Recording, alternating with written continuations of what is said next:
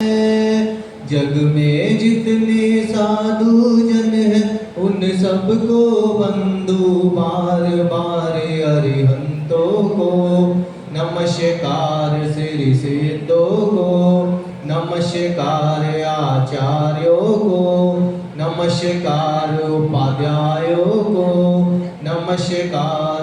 जग में जितने साधु जन हैं उन सबको बंधु बार बार अरिहंतों को नमस्कार। बोले नमोकार महामंत्र की जय हो, बोले नमोकार महामंत्र की जय हो। अब दीप प्रज्वलन करने के लिए भाई विकास जी और भाई साहब गुड्डू जी आ जाए और आज के कार्यक्रम के लिए दीप प्रज्वलन स्वागत और शास्त्र भेंट करने के लिए। चरण तारन हारे गुरु विमर्श की जय जय जय। संकट मोचन तारन हारे गुरु विमर्श की जय जय जय। संकट मोचन तारन हारे गुरु विमर्श की जय जय जय। आचार्य गुरु श्री विमर्श सागर जी महामुनिराज की जय हो। जिनवाणी जग मैया जन्म दुख मेट दो, जिनवाणी जग मैया जन्म दुख मेट दो। जिनवाणी माता की जय हो। अब सभी लोग हाथ जोड़ ले, मुनिराज को नमोस्तु करेंगे। हे स्वामी नमोस्तु नमोस्तु नमोस्तु। हे गुरुदेव नमोस्तु नमोस्तु नमोस्तु। हे मुनिराज नमोस्तु नमोस्तु नमोस्तु। अब मुनिश्री के चरणों में 12 बार नमोस्तु करते हैं। उनसे विनम्र अनुरोध की वे अपने मंगल प्रवचन से हमें करताते हैं। मुनिश्री 108 विषम सागर जी महाराज।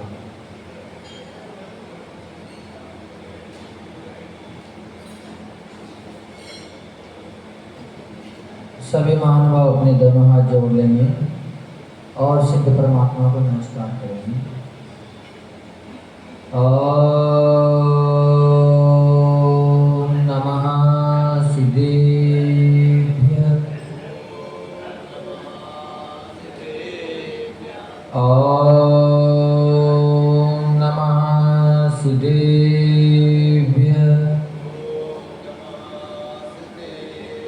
ओम नमः सिद्धेभ्यः। नमः श्री वर्धमानाय निर्दोषकलिलात्मने सालोकानां त्रिलोकानां यद्विद्यादर्पणायते यद्विद्यादर्पणायते। यस्य स्वयं स्वभावाप्ति प्रभावे कृतस्य कर्मणा तस्मै संज्ञानरूपाय नमोस्तु परमात्मने नमोस्तु परमात्मने। गृहापन्तो नो नित्यं ज्ञानदर्शनायिका चारित्राणो गंभीरा मोक्षमार्गोपदेशिका। ज्योतिवाद्य भगवान श्री अजितनाथ भगवान की जय। ज्योतिवाद्य एक आरती प्रातः स्मरणीय मोलनायक श्री शांतिनाथ भगवान की जय। ज्योतिवाद्य एक आरती वर्तमान शासन नायक भगवान श्री महावीर स्वामी की जय। आचार्य भगवान श्री पूज्यपाद स्वामी की जय। गुरु नाम गुरु सूर्य गच्छाचार्य श्री विराट सागर जी महामुनिराज की जय। मम आराध्य गुरुदेव जिनागम पंथ प्रवर्तक भावलिंग संत राष्ट्रों की शोभनाचार्य गुरुदेव आचार्य भगवान श्री विमर्श सागर जी महामुनिराज की जय। जिनागम पंथ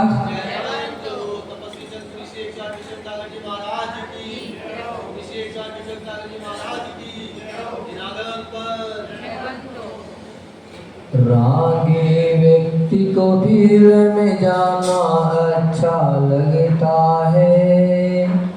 रागी व्यक्ति को भीड़ में जाना अच्छा लगता है। सच्चे वैरागी को एकांत में रहना अच्छा लगता है। एकांत वास ही हो एकांत वास ही आत्मा को शांति दिलाए रे। जीवन है पानी के बूंद कब मिट जाए। होनी अनहोनी हो, होनी अनहोनी कब क्या घट जाए। जीवन है पानी के बूंद कब मिट जाए। जय तु जिनागम पंथो अनादि अनिरंजन जिनागम पंथ जयवंत। हे भव्यात्माओं, अपन सभी प्रतिदिन प्रभु की देशना का श्रवण कर रहे हैं। ये अपना अहोभाग्य है कि अपना मन प्रभु देशना में, प्रभु की आराधना में सतत लगा रहा है। यही अपनी भव्यता को दिखाने वाला है, क्योंकि जो भव्य व्यक्ति होता है उसकी रुचि कहाँ रहती है? प्रभु आराधना में रहती है, प्रभु की वाणी सुनने में रहती है। कि उनको यह पता है कि जब भी आत्मा का उत्थान करने वाली कोई उपाय मिलेगा या सूत्र मिलेंगे तो वह जिनवाणी में ही मिलेंगे, इसके अलावा और दूसरी जगह नहीं मिलेंगे। क्योंकि जहाँ भी वार्ता चर्चा होती है वहाँ मात्र संसार की वार्ता होती है, राज देश की वार्ता होती है, घर कुटुंब परिवार की वार्ता होती है। पर एक सच्चे स्वरूप की वार्ता करने वाले संसार में अगर कोई है तो है प्रभु की वाणी। माँ जिनवाणी से ही अपने को वो सूत्र मिलते हैं जिससे अपने आत्मा का अपन कल्याण कर सकते हैं। तो आचार्य भगवान पूज्य पाद स्वामी प्रतिदिन अपने आत्मचिंतन को इतना गहरा करते जा रहे हैं, इतना गहरा करते जा रहे हैं कि उससे एक नया अंकुर प्रतिदिन फूटता जा रहा है और वह अपने आप को आत्मा में स्थिर करने में एक संबल होता है, आधार होता है। तो आचार्य भगवान ने कल अपने को बताया था कि जिसे ये संसार इंद्रजाल के समान दिखने लग जाए वही वैराग्य सच्चा है। अगर जब तक इस संसार में रुचि आ रही है, संसार के भोगों में मन लगा हुआ है, किंचित मात्र भी इच्छा है, तब तक उसके अंदर वैराग्य नहीं है। क्योंकि जब आत्मा में वैराग्य आ जाता है, वैराग्य स्थिति हो जाता है, फिर उसको घर में कितना भी प्रलोभन दे दिया जाए, कितनी भी उसको सुख सुविधा मिल जाए, फिर भी वो सुख सुविधा भी उसको अच्छी नहीं लगती है। एक राजा जंगल में गया, वहाँ से एक तोता ले आया, क्योंकि तोता बड़ा सुंदर था, हष्ट पुष्ट था, मन को प्रसन्नता देने वाला था। घर लाया तो उसने सोचा कि बड़ी मुश्किल से हाथ आया है, इसकी अच्छी सुरक्षा की जाए, अच्छा खिलाया पिलाया जाए, ताकि अपने मन को हमेशा प्रसन्न करता रहेगा। तो राजा ने उस तोते को कहाँ रख दिया? सोने के पिंड में रख दिया। पर तोता कैसा था कि हमेशा स्वच्छ आकाश में उड़ने वाला था, विचरण करने वाला था। तो राजा की वो सारी सुख सुविधा भी उस तोते को अच्छी नहीं लगी, जबकि जंगल में तो बड़ी मुश्किल से वो पूरे दिन में अपने पेट को भर पाता था। और राजा ने उसके लिए दूध की, खीर की सब सुविधा सोने की कटोरी में कर रखी थी। वैसे ही अपना जीवन है, अपने को जब तक इस संसार की वस्तुएं अच्छी लगती है, तब तक कितना भी दुख संकट में क्यों ना हो, फिर भी अपने को वही वातावरण अच्छा लगता है कि जो व्यक्ति जिस स्थिति में रहता है उसे वो पसंद आती है। जहाँ रुचि होगी उसी बात को सुनने को पसंद करेगा, पर बिना रुचि को अच्छी बात भी सुनना अच्छा नहीं करेगा। तो आचार्य भगवान कह रहे हैं कि सच्चे वैरागी को ये संसार इंद्रजालियों के समान लगता है। जैसे इंद्रजालियाँ वास्तव में कोई दिखाता नहीं है, वो मात्र अपने मन को भ्रमित कर देता है, अपनी नज़रों को बांध देता है, और नज़र जब बन जाती है तो उस व्यक्ति को वही दिखता है, पर वो वास्तव में सच्चा होता नहीं है। तो जो बुद्धिमान होता है उसको कभी भी उसके खेल तमाशे में रुचि नहीं आती है। वो यही सोचता है कि ये तो पागलों वाली, बच्चों वाली हरकतें हैं। उसी आधार पर पूज्य गुरुदेव आचार्य वगन पूज्य पाद स्वामी ने आज एक नया सूत्र अपने को दिया है कि जब संसार इंद्रजाल के समान हो जाता है तो उस व्यक्ति को निश्चित ही वैराग्य आ जाता है, और जब वैराग्य अपने जीवन में आ जाता है तो फिर उसको कहाँ रहना अच्छा लगता है, उसको फिर घर परिवार में रहना अच्छा नहीं लगता है। तो उसी के आधार पर आज एक नया सूत्र आचार्य भगवान दे रहे हैं। तो क्या दे रहे हैं अपन सब उसको समझें। इच्छित एकांत सम्मासम निर्जनम जनिता धरा, इच्छित एकांतम सम्मासम निर्जरा जनिता धरा, निज कार्य वसात किंची दुक्त्वा विस्मृति धूर्तम। निर्जन स्थान जिसे अच्छा प्रतीत होता है, ऐसा अनुभवी व्यक्ति पुरुष एकांत में रहना अच्छा मानता है, पर जिसे वैराग्य नहीं हुआ वो कभी भी एकांत में नहीं रह सकता। एकांत में उसे ऊब सी लगेगी, कहाँ आ गए, जंगल में अकेले पड़े हैं, कोई बोलने वाला भी नहीं है। पर जो सच्चा वैराग्य होगा वो हमेशा यही सोचता है कि ये भीड़ कब छटे, ये लोग कब हमारे पास से जाएं और कब हम अपनी आत्मा का चिंतन करें। तो उसको कहीं भी संसार की बातों में रस नहीं आता है। आत्मा का स्वाद लेने वाला मनुष्य की रुचि आत्मा में ही लगी रहती है। उसके सामने अगर प्रलोभन की वस्तु भी रख दी जाए या मनोरंजन के लिए स्त्री पुत्रियां या कुटुंबीजन भी आगे वार्ता चर्चा करने लग जाएं तो अंदर ही अंदर वो व्यक्ति दुखी होता है कि लोग कहाँ से आगे बैठ गया, कह भी नहीं सकते, व्यवहार भी निभाना है। तो उनकी बात सब सुन भी रहा है, लेकिन कैसे सुन रहा है, अरुचि पूर्वक सुन रहा है। सुनने का उसका मन नहीं है, लेकिन उसकी मजबूरी है कि जाए तो कहाँ जाए, घर को छोड़ कर जा भी नहीं सकते। कुटुंबी जन है, परिवारी जन है, रिश्तेदार हैं, उनकी बात सुनना भी जरूरी है क्योंकि व्यवहार उनके बिना चल नहीं सकता।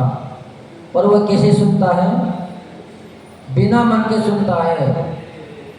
जिसको वैराग्य आ जाता है वह व्यक्ति भी भोगों को भोगता है, ऐसा नहीं है कि वो भोगों को नहीं भोगता हो, पर भोग भोगते हुए भी वो यही सोचता है हर पल कब हम इन भोगों से छूटें और आगे बढ़ें, अपने आत्मा का कल्याण करें। लेकिन जो संसारी व्यक्ति होता है, संसार में रचा पचा हुआ व्यक्ति होता है, वो कभी भी एकांत में रहना पसंद नहीं करेगा। उसको मनोरंजन के कार्य ही अच्छे लगते हैं। अभी मंदिर में कितने लोग आ रहे हैं, मात्र 10, 20, 25 लोग। पर जैसे ही शाम को समय अगर कोई सांस्कृतिक प्रोग्राम रख दिया जाए, कोई ड्रामा कूपन रख दिया जाए, तो मंदिर में जगह नहीं मिलती है। 150-200 व्यक्ति सहज नहीं बिन बुलाए इकट्ठे हो जाते हैं, पर अच्छे कार्य में किसी की रुचि नहीं लगती है। और जिस व्यक्ति की अच्छे कार्य में रुचि लगने लग जाती है, आत्मा के कल्याण में, आत्मा के चिंतन में रुचि लगने लग जाती है, वो कभी भी भीड़ भाड़ इलाके में नहीं जाएगा। वो कभी भी कुटुंब परिवारों के साथ रहना पसंद नहीं करेगा। वो जब भी समय मिलेगा तो निश्चित ही मंदिर में आ जाएगा, एक कोने में बैठ के स्वाध्याय करने में लग जाएगा, अपने आत्मा का चिंतन करेगा, क्योंकि उसे सारा संसार दुख में प्रतीत हो रहा है। इंद्रजाल के जैसा उसे दिख रहा है कि ये तो मात्र ब्रह्म है। जो सुख दिख रहे हैं, जिसमें जो आनंद आता हुआ दिख रहा है, वो वास्तव में आनंद नहीं है। सच्चा आनंद तो एक योगी को आता है, जबकि उसके पास कुछ भी नहीं होता है, फिर भी वह उस आनंद में मगन हो जाता है। वैसे ही जिस व्यक्ति को पता लग जाता है कि आत्मा का कल्याण किसमें है, वह व्यक्ति कभी भी फिर भोगों की इच्छा नहीं करेगा। एक ब्राह्मण था, किसी कारणवश पूर्व जन्म के पापों से उनके जीवन में गरीबी आ गई। वो प्रतिदिन रोज जंगल में जाता, लकड़ी काटता और उसको बाजार में बेचता, और उस पैसे से बड़ी कठिनाई से अपना जीवन यापन करता, अपना पेट भर पाता, 2 वक्त की रोटी भी वो बड़ी मुश्किल से जुटा पाता। यहाँ तक कि वह एक जोड़ी कपड़े में ही पूरा साल निकाल देता, वो भी फटे पुराने। धोता तो भी कहाँ धोता, एकांत स्थान में जाके उनको धोना सुखाता, जिसे सूख जाते तो वापस उन्हीं कपड़ों को पहनकर अपना गुजारा बसर करता। एक दिन वो लकड़ी काटने गया तो थोड़ा सा जंगल में अंदर पहुंच गया। वहाँ देखता है कि एक साधु महाराज एक शिला पे बैठे हैं, उनके तन पर एक भी कपड़ा नहीं है। यहाँ तक कि उनके शरीर की एक एक पसलियाँ, एक एक हड्डी बाहर दिखाई दे रही है। तो व्यक्ति सोचता है कि मैं तो सोच रहा था कि संसार में मेरे से ज़्यादा बड़ा दुखी कोई व्यक्ति नहीं है, पर संसार में दुखियारों की कोई कमी नहीं है। देखो मेरे पास तो फटे पुराने कपड़े भी है, कम से कम तन तो ढका हुआ है। इनको तो तन के ढांकने के लिए इनके पास तो एक धागा भी नहीं है, और हमें कम से कम 2 दिन 3 दिन में तो भोजन मिल ही जाता है। लगता है इस व्यक्ति को सालों से वर्षों से महीने में भी भोजन नहीं मिलता होगा। जीवित है पर मात्र एक मुर्दे जैसा हड्डियों का ढांचा बैठा है, पर कोई सार समझ में नहीं आ रहा है। देखे तो सही है अपना जीवन कैसे गुजारता है। तो वो भी ऐसी उधेड़ बुन में लगा था। अपना लकड़ी का बंडल एक तरफ रखा और मुनिराज के पास जाकर बैठ गया। पूरे दिन वहाँ बैठा रहा। शाम हो गई, फिर भी योगी जन साधु महात्मा तो अपने ध्यान में मस्त थे। रात को वह व्यक्ति भी उन्हीं के पास ही सो गया। क्या देखो ये भूखे प्यासे बैठे हैं, देखते हैं ये कितने दिन इसी अवस्था में रहते हैं, इनको कोई खिलाने आता है कि नहीं आता है। अगर कोई नहीं आएगा तो कल मैं जल्दी ही बाजार जाऊंगा और अपनी लकड़ियों को बेचूंगा। हमें तो अभी 2 ही दिन हुए हैं, हमारे अंदर तो इतनी शक्ति है, कभी 2-4 दिन तो हम निकाल ही लेते हैं। तो सर्वप्रथम भोजन के इंतजाम करेंगे और इसको लाकर कल हम भोजन कराएंगे।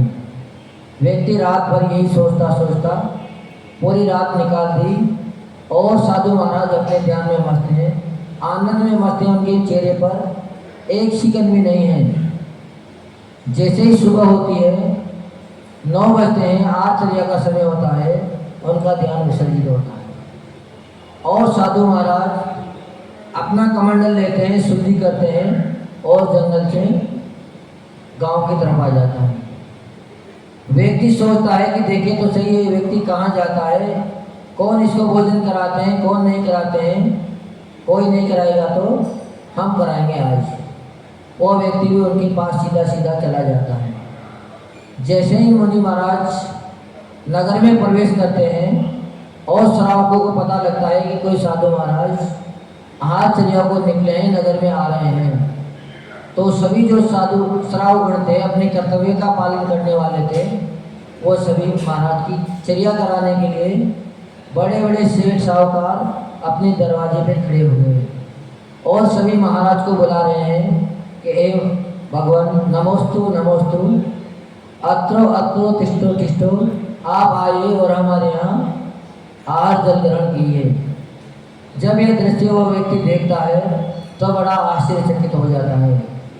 तो कहाँ तो हम समझ रहे थे कि इनको भोजन कराने वाला कोई नहीं है, पर इनके लिए तो सेठ साहूकारों की जो बड़े बड़े अरबपति खरबपति व्यक्ति हैं वो खड़े हैं, पर फिर भी ये तो किसी को देख ही नहीं रहा है। क्या कभी इसको भूख नहीं लगती है? जबकि सब इनको बुलाने की कोशिश कर रहे हैं, पर महाराज तो अपनी विधि लेके गए थे, अपने पुण्य को परख रहे थे कि अपना अगर पुण्य होगा अपनी विधि मिलेगी, जो वस्तु अपनी चित रखी है वो वस्तु दिखाई देगी तो हम आहार करेंगे, अन्यथा नहीं करेंगे। क्योंकि उनकी रुचि भोजन में बिल्कुल नहीं थी।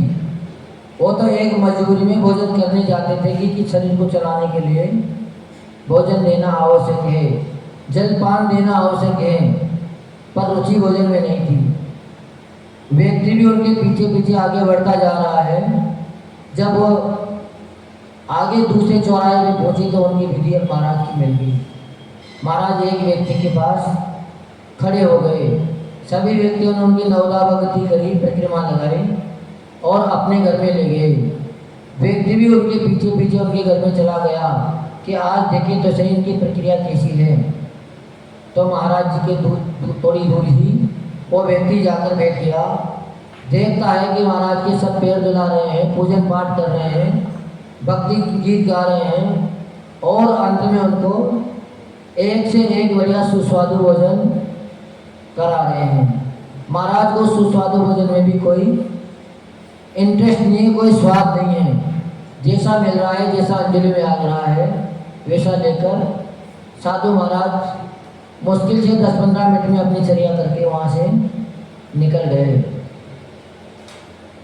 जैसे ही वहाँ से महाराज तो आगे बढ़ गए, श्रावकों ने सोचा कि हो सकता है कि महाराज का कोई सेवक होगा, महाराज का कोई भक्त होगा जो उनके साथ रहता है, उनकी परिचर्या कराने में सहयोग करता होगा। तो सभी लोगों ने बोला कि भैया आप भी आज यहीं भोजन कर लीजिए। आज हमारा अहोभाग्य है कि हमारे घर पर एक महायोगी आए हैं, उनके चरण पड़े हैं, हमारा घर पवित्र हो गया। तो हम चाहते हैं कि आप भी हमारे यहीं भोजन कर लें।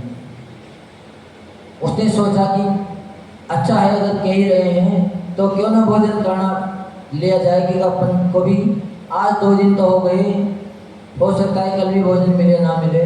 तो वो एक भी भोजन करने बैठ गया। उसने उसके जीवन में अभी तक ऐसा सुस्वादु भोजन कभी भी नहीं किया था।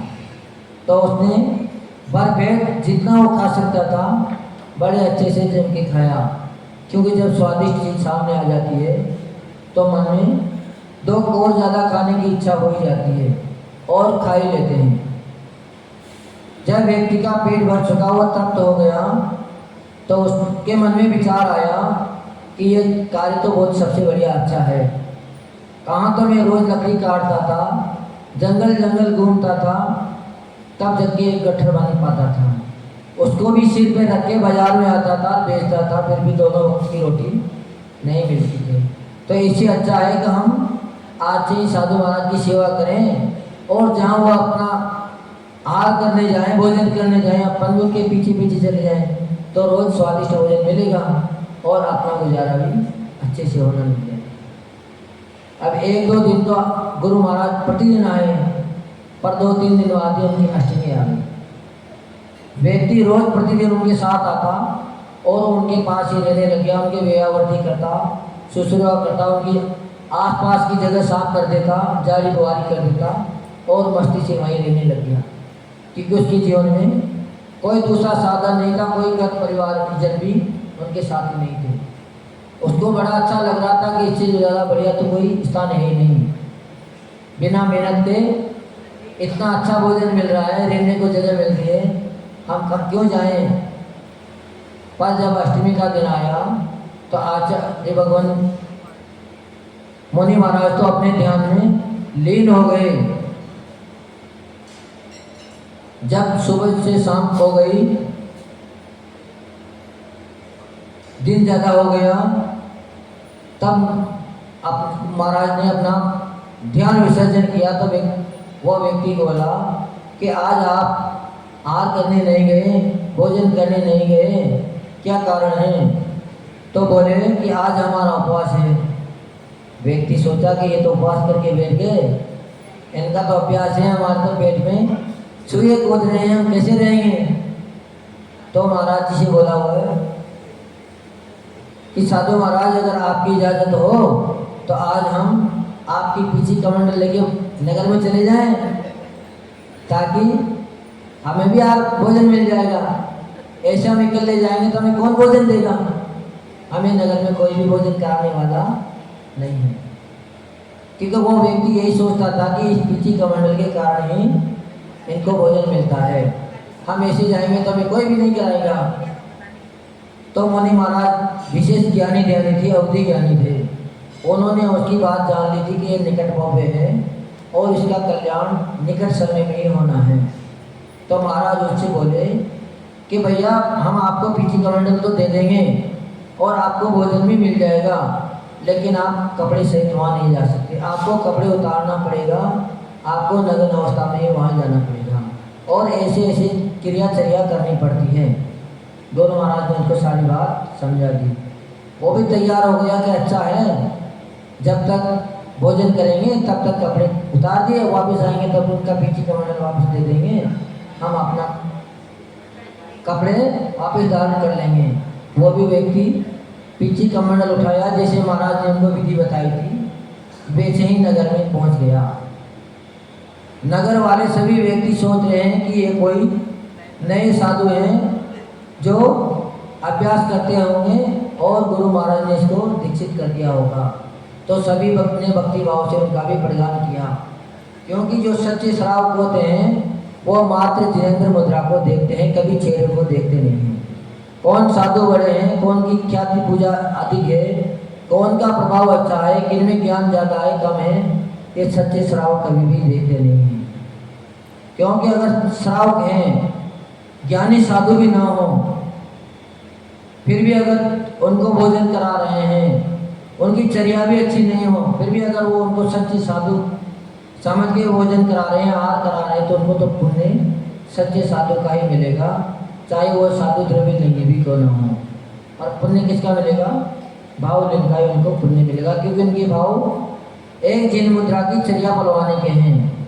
तो सभी लोगों ने उनका प्रदान किया और उनको अच्छा सा अच्छा सुस्वादु भोजन कराया। भोजन करके बड़े मस्ती के साथ बड़ा मन में प्रसन्न होता हुआ आया कि यह मार्ग तो सबसे अच्छा है, इससे अच्छा मार्ग तो इस संसार में कोई दूसरा है ही नहीं। जब जंगल में आ गया तो आते ही वो व्यक्ति पीछे कमंडल महाराज जी के पास रख दिए और अपने कपड़े उठाने के लिए गया कि अब कपड़े पहन लिए जाएं। इतने में ही महाराज बोल पड़े कि बेटा ये तुम क्या कर रहे हो? जो एक बार कपड़े उतार देते हैं उनको दोबारा कपड़े पहनने की इजाज़त नहीं है, और तुम तो फिर हमारे पीछे कमंडल लेके आहार भी किया है, इस नगर में भ्रमण किया है, तो फिर अब तुम्हारा ये कार्य ठीक नहीं है। और फिर तुम्हारे सामने एक समस्या भी सामने आ रही है, तुम्हारा मात्र जीवन 3 दिन शेष बचा है, तीसरे दिन तुम्हारी मृत्यु हो जाएगी। तुम अगर कल्याण करना चाहो तब कपड़े की तरफ ध्यान मत दो और सच्चे साधु बन जाओ, सच्ची साधना में लग जाओ, तो तुम्हारा कल्याण हो जाएगा। जब व्यक्ति को अपना समय नजदीक आ जाता है, दिखता है कि अब तो चंद समय का समय बचा है, तो जो बुद्धिमान व्यक्ति होता है, जिसका पुण्य प्रबल होता है, उसके बाद समझ में बैठ जाता है। तो उस व्यक्ति ने भी कहाँ तो मात्र खाने के लिए बाजार में गया था, नगर में गया था। जब गुरु महाराज का संबोधन मिला तो वो भी एक सच्चा साधु बन गया और उसने भी 3 ही दिन में अपने आत्मा का कल्याण कर और गति को प्राप्त कर लिया, क्योंकि उसका पुण्य प्रबल था और उसको निमित्त भी प्रबल मिल गया था। पर जो व्यक्ति संसारी हैं, राग देश में उलझे हैं, उसको कभी भी एकांतवास अच्छा नहीं लगता है। वो हमेशा चाहते हैं कि हमारे पास 10-5 लोगों की भीड़ लगी रहे। कोई भी नेता अगर अपने नगर में आता है तो उसके पीछे पीछे 10-20 समझे तो आते ही आते हैं, क्योंकि उनको पाल के रखना पड़ता है। इकल्ले जाएंगे तो हमारी कोई भी खातिरदारी नहीं होगी। लोग तब सोचेंगे जब हमारे पीछे भीड़ लगी होगी। तो ये बात कौन सोचता है? जिसके अंदर वैराग्य नहीं होता है।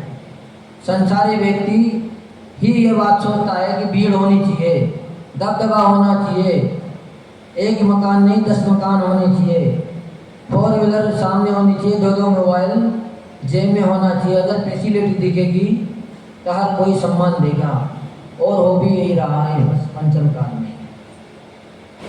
पर जो सच्चा वैरागी व्यक्ति होता है वो कभी भी प्रलोभन में नहीं फंसता है। वो सोचता है कि कब एकांत स्थान मिले और हम आत्मा का कल्याण करें। साधु महाराज के पास अगर कोई व्यक्ति आके भी बैठ जाते हैं तो सामने बोलते तो कुछ नहीं है, लेकिन मन ही मन सोचते रहते हैं कि कब जाएं और हम अपना काम करें। यहाँ तक कि यहाँ वहाँ की बातें भी बता देते हैं कि भैया अब ऐसा समय हो रहा है, ऐसा समय हो रहा है, वो व्यक्ति ऐसा है। पर फिर भी व्यक्ति जो रागी देशी होगा वो तो संगति करने की कोशिश करेगा। लेकिन आचार्य भगवंतों ने कह दिया कि अगर वैराग्य भी व्यक्ति ने धारण कर लिया पर अभी उसका वैराग्य मजबूत नहीं है, तो उसको कभी भी संसारी जीवों की संगति नहीं करनी चाहिए। मोही रागी जीवों की संगति में कभी भी नहीं बैठना चाहिए, क्योंकि जब भी वो आएंगे तो मात्र अपना दुखड़ा सुनाएंगे, अपनी गर्भगृहस्थी की चर्चा सुनाएंगे और तुम्हारे अंदर जितना वैराग्य आया था उसको भी नष्ट कर जाएंगे, तुम्हारे चिंतन को भी खराब कर जाएंगे। फिर जब तुम जैसे ध्यान में बैठोगे, समाज में बैठोगे, तो तुम्हें भी वही बातें याद आएगी जो तुमने सुनी है। तो आचार्य भगवान कहते हैं कि कभी भी श्रावकों से ज़्यादा संपर्क नहीं करना चाहिए, ज़्यादा पहचान नहीं बनाना चाहिए, क्योंकि जितनी ज़्यादा पहचान बढ़ती जाती है फिर उसके जीवन में, उसकी नज़रों में साधु की वैल्यू कम होती जाती है। फिर वो कभी भी साधु का सम्मान नहीं करता, उनको केवल मित्र जैसा समझने लग जाता है कि ये तो अपने हैं। लेकिन साधु महाराज कभी अपने होते नहीं हैं, वो अपने परिवार कुटुंब के नहीं हुए, अपने माँ बाप के नहीं हुए, तो हमारे कैसे हो जाएंगे? जैसे ही चतुर्मास पूरा होगा, आप कितना भी कहो, कितना भी रहो, हम उसका कुछ फर्क पड़ेगा?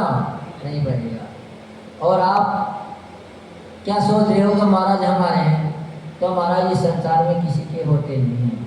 महाराज को किसी से कोई मतलब, महाराज को तो अपनी चर्या से मतलब है। इस संसार में अगर सबसे बड़े अगर कोई स्वार्थी है तो वह है दिगंबर संत। इनसे बड़ा स्वार्थी संसार में कोई दूसरा व्यक्ति नहीं है। हर व्यक्ति कोई न कोई अगर तुमने सहायता कर दी थी, उसका प्रलोभन देता है, उसका सम्मान मानने की कोशिश करता है, उसका एहसान मानते हैं। लेकिन इस संसार में दिगंबर संत ऐसे हैं जो किसी का एहसान नहीं मानते हैं। अगर वो किसी का एहसान मानते हैं तो मात्र जिनेंद्र प्रभु का और अपने गुरु का ही एहसान मानते हैं, क्योंकि संसारी जितने भी व्यक्ति हैं उन्होंने मात्र उसके पेट की रक्षा के लिए, उसकी शरीर की सुरक्षा करी है। और शरीर साधु महात्मा को हमेशा दुर्गति में ले जाने वाला है, कर्मों का बंद कराने वाला है, संसार बढ़ाने वाला है। पर गुरु महाराज ने जो सहायता करी है, जो सूत्र दिए हैं, उन सूत्रों से उनका जन्म जन्म का उद्धार हो जाएगा, उनकी आत्मा का उद्धार हो जाएगा। इसलिए आचार्य भगवान इस श्लोक में यही अपने को बता रहे हैं कि निर्जन स्थान किसे अच्छा प्रतीत होता है, तो वैरागी जीव को ही निर्जन स्थान अच्छा लगता है। वैरागी जीव हमेशा एकांत में रहना पसंद करता है। वह अगर कहीं बैठे हैं, चार लोग दूसरे आ गए, चर्चा वार्ता होने लग गई, तो व्यक्ति तुरंत ही वहाँ से उठकर दूसरी जगह चले जाएगा। क्यों? अगर उनसे कुछ कहेगा तो बात बिगड़ जाएगी। उसको तो मात्र अपना कल्याण करना है, क्योंकि भीड़ भाड़ इलाके में कभी भी ध्यान की सिद्धि हो नहीं सकती, आत्मा का चिंतन नहीं हो सकता। पूज्य गुरुदेव ने कहा, सच्चा साधक कभी प्रवचन आदि के चक्कर में नहीं पड़ते हैं। काय के चक्कर में नहीं पड़ते हैं? प्रवचन आदि के चक्कर में नहीं पड़ते हैं, प्रभावना में वो कभी भी नहीं लगते हैं। कौन लगते हैं?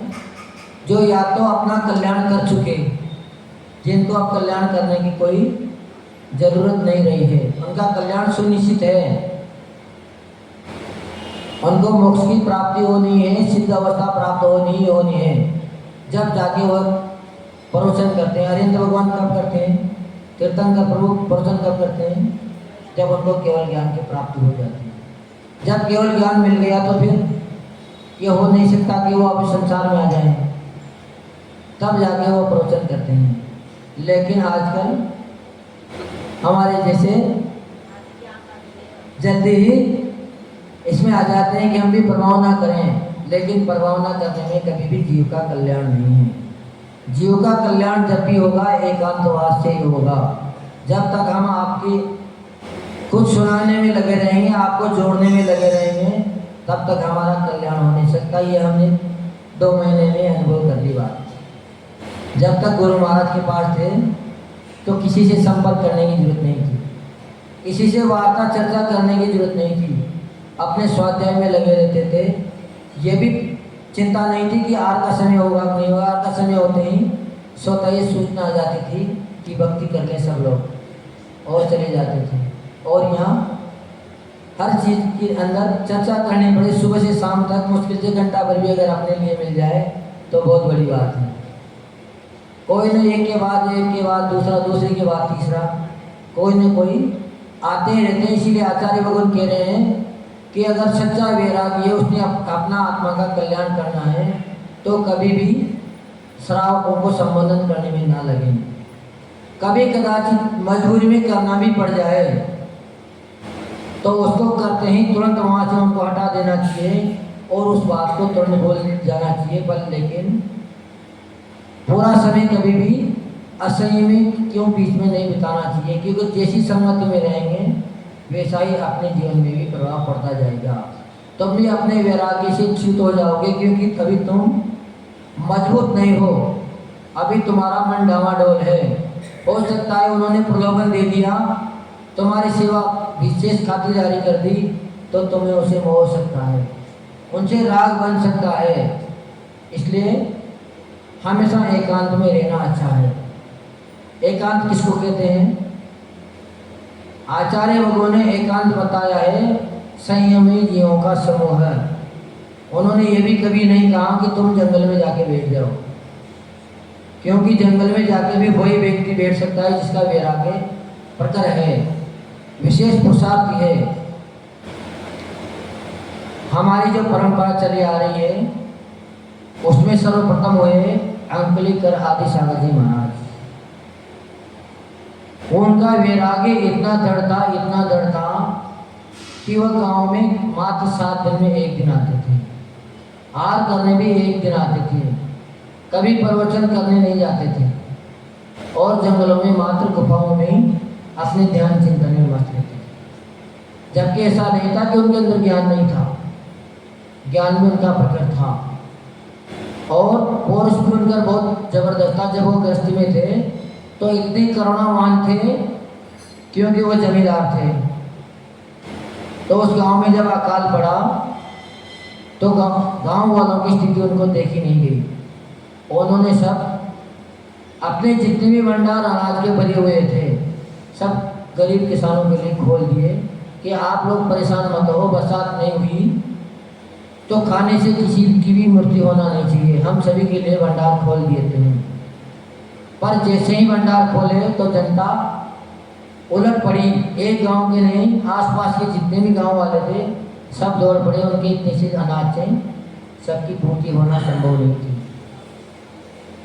जब उनके सामने समस्या बढ़ती गई तो अपने गांव के दूसरे जो जमींदार थे, सेठ साहूकार थे, उनके पास पहुंचे कि सभी लोग इस अकाल में निर्धन लोगों की सहायता करें, उनके जीवन में उनके प्राणों की रक्षा करें। अगर आप भोजन नहीं दोगे तो उनके प्राण भूखे में निकल जाएंगे।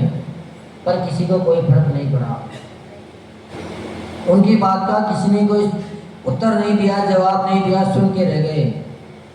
जब समस्या बढ़ती गई तो इतने भी पहलवान थे, इतने मजबूत थे, इतने देवशास्त्र के प्रति उनकी दृढ़ता थी कि वो कभी भी दूसरे के सामने सिर झुकाना पसंद नहीं करते थे। तो स्योमी गए और बिना हथियार के ही अपने मुक्कों से उनके जो किलेदार बड़े बड़े मजबूत गेट थे उनको भी अपने मुक्कों से ही तोड़कर गिरा दिया। किसके लिए? मात्र एक करुणा के लिए। उनका धन उनको लूटना नहीं था, क्योंकि उनके पास तो से उनके पास ही भंडार भरे थे। पर उन्होंने सब जीवों की, सब गांव वालों की रक्षा के लिए ये भी कदम उठा दिया। जब उनके ऊपर केस दायर हुआ तो मुकदमा हो गया, जेल जाने की नौबत आ गई। पर जब वो जेल गए तो पूरे जितने भी गांव वाले आसपास थे वो सब वहाँ जाकर जमा हो गए कि इनको बाद में अंदर लिया जाएगा, पहले हम सब गिरफ्तारी देंगे। तो सरकार को भी उनका फैसला बदलना पड़ा। तो जो व्यक्ति बहादुर होते हैं वही व्यक्ति आगे बढ़ पाते हैं। जो ग्रस्त में बहादुर था वही आगे बढ़े और आगे बढ़ के इतनी तप साधना करी कि कहाँ तो एक एक दिन में 10-10 किलो अनाज एक दिन में खा जाते थे। नाश्ते में ही उनके लिए कहते हैं कि 1 किलो मूंगफली दाना और 1 किलो गुड़ तो उनके नाश्ते में चीज पड़ता था। इससे कम अगर होता था तो उनका नाश्ता नहीं बनता था। जब गन्ने के खेत में जाते थे तो एक पूरी बाल्टी रस्तों वो इकल्ले ही पी जाते थे। दूसरों को तो दूसरी बाल्टी निकलवानी पड़ती थी, तब जाके नंबर आता था। तो खुराक भी उनकी कम नहीं थी। अपन सोचे कि उनको शुरू से इसी स्थिति ऐसी थी, पर जब साधना के मार्ग में बढ़े, तब के मार्ग में बढ़े, तो उन्होंने अपना इतना कंट्रोल कर लिया, इतनी साधना बढ़ा ली कि 7-7 दिन भी उनको भूख प्यास नहीं सता रही है। और वहाँ जाते थे, भोजन कितना कर रहे हैं, मात्र एक वस्तु का नियम लेके जा रहे हैं कि अगर आम लेंगे तो पूरी आज हम मात्र आम ही खाएंगे, चावल लेंगे तो पूरे चावल लेंगे, दूसरी कोई वस्तु नहीं लेंगे। तो उनके लिए एक दिन क्या मिल गई, क्योंकि उनका नियम ऐसा था, जो अंजलि में पहले दे देते थे उसी वस्तु को लेते थे। अब जिन्होंने जो सर्वप्रथम दे दी उसी से अपना पेट भरते थे। तो एक महिला ने उनके हाथ में छुआरे रख दिए। अब आप बताओ, छुआरे से पेट भर सकता है? नहीं भर सकता। फिर भी आचार्य भगवान आदि साधन जी महाराज ने 5 किलो छुआरे, क्योंकि सभी लोग उमड़ते थे देने, ये नहीं थे कि एक ही घर वाले, कि सभी लाते थे अपने अपने टिफिन भर के। यहाँ के जैसे नहीं है कि अपने घर से नहीं ले जाते थे, सब अपनी वस्तु ले जाते, कि शास्त्र में आया है कि अपनी वस्तुओं का ही दान दें। तो गुरु महाराज 4-5 किलो छुआरे का दृष्टांत शास्त्रों में आता है कि वह 5 किलो छुआरे आहार में खा गए। अगर अपन खा जाए तो क्या होगा, अपना दस्त लग जाएगी, उठने बैठने की भी स्थिति नहीं रहेगी। तो तब साधना भी ऐसे ही नहीं होती है, तब साधना के लिए भी शक्ति चाहिए। पर आत्मा का कल्याण तो तभी होगा जब खाने से आत्मा का कल्याण नहीं होगा। इसीलिए उन्होंने नियम बना लिया कि हम तो 8 दिन में 1 दिन जाएंगे, वो भी जितना मिल जाए उतना। ये जरूर नहीं है अगर कोई नहीं देते तो मांगते नहीं मांगते, क्योंकि साधु का नियम है कभी भी पूरी वस्तु को लेके नहीं आएगा। जितनी वहाँ वस्तु रखी है उससे आधी ही वह अपने पेट में लेता है, अपने काम में लेता है, बाकी वस्तु को उन व्यक्तियों के लिए छोड़ देता है जो उनकी व्यवस्था बनाने के लिए आए हैं। तो आचार्य लोग इसमें यही बता रहे हैं कि जो व्यक्ति वैरागी हो जाता है वो उसको कभी भी भीड़ भाड़ी इलाके परभावना अच्छी नहीं लगती है, वह हमेशा एकांत में रहना पसंद करता है, क्योंकि आत्मा का चिंतन हमेशा एकांत में ही होता है। जब व्यक्ति के परिणाम शांत हो जाते हैं तभी अंदर आत्मा के चिंतन उभरते घुरते हैं। और अगर परिणाम शांत नहीं है, संकल्प विकल्प है, तो उस व्यक्ति को मात्र चिंता सताती है, वो चिंतन नहीं करते हैं, वो मात्र चिंता में उलझे रहते हैं। उनके पास कितना भी हो फिर भी चिंता की पूर्ति कभी भी नहीं होती है। इसलिए अपना कल्याण अगर अपने को करना है तो बाहरी चमक दमक को अपन छोड़ें और एकांतवास का धीरे धीरे अभ्यास बढ़ाएं। जितना अपना एकांतवास होता जाएगा उतने ही धीरे धीरे अपनों को फिर ये बाहरी सुख सुविधाएँ अच्छी बुरी लगने लग जाएगी, इनसे वैराग्य आ जाएगा। और जब सच्चा वैराग्य आत्मा में घटित हो जाएगा तो निश्चित ही आपका कल्याण हो जाएगा। ऐसे पूज्य गुरुदेव अपने को बता रहे हैं, लेकिन जो व्यक्ति ख्याति पूजा लाभ की प्रशंसा में फंसे रहते हैं वो साधु भी क्यों न बन जाएं, उनकी व्यवस्था करने के लिए अच्छे अच्छे व्यक्ति भी क्यों ना आ जाएं, फिर भी वहाँ जाकर भी अपने संक्लेश भाव में ही उलझे रहते हैं। उनके परिणामों में कभी भी साम्यता नहीं रहती है, मुस्कुराहट नहीं रहती है। तो आगे बढ़ें तो सारी इच्छाओं का त्याग करते हुए अपन आगे बढ़ें, वैराग्य को दृढ़ करते हुए आगे बढ़ें। जितना वैराग्य दृढ़ होता जाएगा उतनी इच्छा खत्म होती जाएगी। फिर उनके लिए तुम व्यवस्था बनाओ, बहुत अच्छी बात। व्यवस्था ना बनाओ तो भी बहुत अच्छी बात है, वो हमेशा प्रसन्न रहेंगे, कभी भी शिकायत का मौका नहीं देंगे, नहीं किसी की शिकायत करेंगे। क्योंकि शिकायत कौन करता है? जिनका मन में ज्ञान दृढ़ नहीं होता है, वैराग्य दृढ़ नहीं होता है, वही व्यक्ति शिकायत करता है। कभी भी साधु पुरुष शिकायत नहीं करते, साधु महात्मा कभी भी शिकायत नहीं करते हैं। संबोधन जरूर दे सकते हैं, समझाइश के समय में जरूर बातें बता सकते हैं, लेकिन आपकी बात को कभी भी दूसरी समाज में जाके ये नहीं कहेंगे कि उस समाज ने हमारी व्यवस्था नहीं करी या उन्होंने हमारी सेवा नहीं करी उन्होंने हमारे लिए चौके नहीं लगाए। कोई किसी भी प्रकार की बात हो, उस बात की शिकायत वो कभी भी दूसरे समाज में, इस समाज की जाके नहीं करेंगे। हमारे गुरुदेव के पास ऐसी सी घटना आई, एक जगह की बात है, हमारे राजस्थान की बात है, हमारे गांव के पास ही की बात है। जब हमारे गांव में आए तो सुबह आए और शाम को वहाँ से लिया करके पास ही वाले गांव में, जबकि हमारे गांव में धर्म का प्रभाव थोड़ा सा कम था, पर पास वाले गांव में धर्म का प्रभाव विशेष था। रात वहाँ रुके, पर रात पर उनकी सेवा में भी लोग आए, पर सुबह किसी ने निवेदन नहीं किया कि गुरु महाराज आप यहीं रुकना, आपकी आरती यही होगी। जब गुरु महाराज ने 6 बजे तक भी कोई स्थिति नहीं देखी तो बिना बताए वहीं से आगे के गांव के लिए बिहार करके उसकी जानकारी कर दी।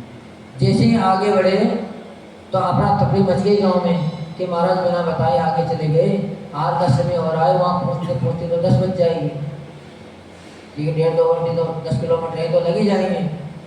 सब लोग दौड़े जब तक महाराज वहाँ पहुँच चुके थे। वहाँ जाते ही प्रवचन होना था। प्रवचन में गुरु महाराज क्या बोल रहे थे, पहले गांव वालों की इतनी बड़ाई कर रहे थे, इतनी बड़ाई कर रहे थे, कह रहे कि जो तुम्हारा पुण्य था इसलिए हम आज यहाँ आ गए, नहीं तो आज क्रिया तो हमारी वही होनी थी और पूरा समाज पीछे पड़ा हुआ था। हर बच्चे कह रहे थे कि महाराज ऐसे नहीं जाइए, हम आपको आर करके भेजेंगे, और इतने में वो लोग भी पहुँच गए। जैसे उन्होंने बाहर ये बात सुनी तो सब लोग पानी पानी हो गए कि हमसे कितनी बड़ी गलती हो गई, हमने तो गुरु महाराज से पूछी नहीं है, उनसे ये भी नहीं कही कि आप रुक जाइए, फिर भी गुरु महाराज अपने बारे में आगे वाले समाज को बता रहे हैं। तो जो सच्चा वैरागी होगा वो कभी भी शिकायत नहीं करेगा। उन्होंने उनकी बात क्या रख दी कि तुम्हारा पुण्य का वो देता इसलिए हम यहाँ चले आए, नहीं तो व्यवस्था तो वहाँ खूब हो रही थी, खूब सेवा करी, खूब यज्ञावृत्ति करी हमारी, और पीछे बहुत सारे लोग आ रहे हैं, क्योंकि गुरु महाराज को तो पता था कि जैसे पता लगेगी तो गांव वाले पीछे दौड़ते हुए आएंगे। और 2 मिनट बाद भी जब पहुँचे तो उनको भी समझ में आई कि गुरु महाराज सत्य कह रहे थे कि पीछे वाले दौड़ते हुए आ रहे हैं, वो कभी भी हमें आने नहीं देते। तो सच्चा वैरागी कभी भी शिकायत नहीं करता है। ऐसे ही अपने घर में भी वैराग्य को गठित करें। घर में अगर अनुकूलता ना बने कभी कभार तो कभी भी शिकायत का मौका न दें। जैसी व्यवस्था हो उसमें अपना काम चलाने की कोशिश करें। जब परम पूज्य राष्ट्रयोगी समणाचार्य गुरुदेव बेमठ सागर जी महामुनिराज की जय। जय बोले मुनीश्री 108 सागर जी महाराज की जय हो। आज हमने वैराग्य की महत्ता और एकांत में रह के कैसे वैराग्य को उपजा जाए, या पुराने आचार्य आदि सागर महाराज जी का स्मरण सुना, सभी हमने जाना। और कल हम इसका अगला श्लोक 41 श्लोक सुनेंगे। सभी लोग जिनवाणी स्तुति के लिए खड़े हो जाए। जावाणी के ज्ञान से सूझे लोकालोक, सोवाणी मस्तक धरे सदा नवावेशी। ये जिनवाणी भारती तो हिजपू दिन रहे, जो तेरी शरण आ गए सो पावे सुख चैन नवा।